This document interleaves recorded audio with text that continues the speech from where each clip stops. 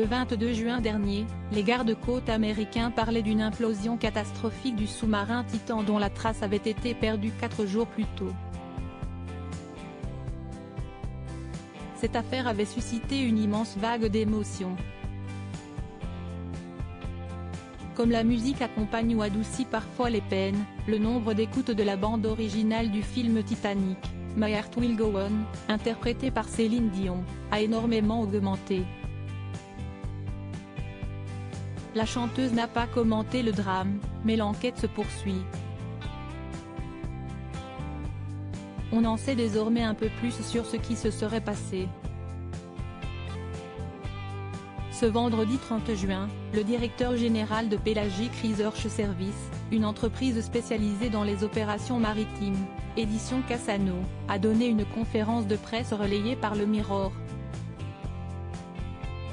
Il fait partie des premiers à avoir localisé le sous-marin parti explorer l'épave du Titanic. D'après ce spécialiste, le sous-marin Titan n'aurait pas dû s'enfoncer à ce point dans l'océan. Selon les révélations d'Ed Cassano, il aurait été poussé au-delà de son taux de profondeur, ce qui l'aurait fait craquer sous la pression. Une prise de parole ayant aussi pour but de stopper les nombreuses théories plus ou moins farfelues qui circulent sur Internet. L'implosion aurait ainsi tué instantanément les 5 passagers.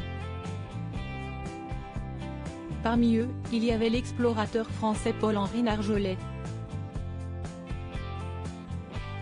Sa présence a longtemps été synonyme d'espoir, car il était reconnu comme la personne la plus à même d'agir au mieux dans un tel contexte.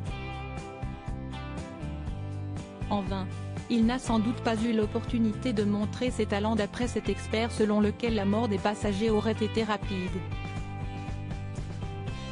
Triste changement d'opération. Édition Cassano a, dans un premier temps, voulu garder espoir, mais a été contraint de constater que l'opération de sauvetage s'est finalement transformée en opération récupération. Ce qu'il redoutait est arrivé.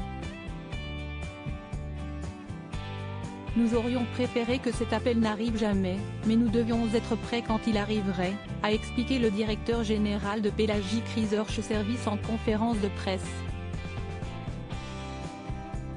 Article écrit en collaboration avec 6 médias Crédit Photo, JLPPA.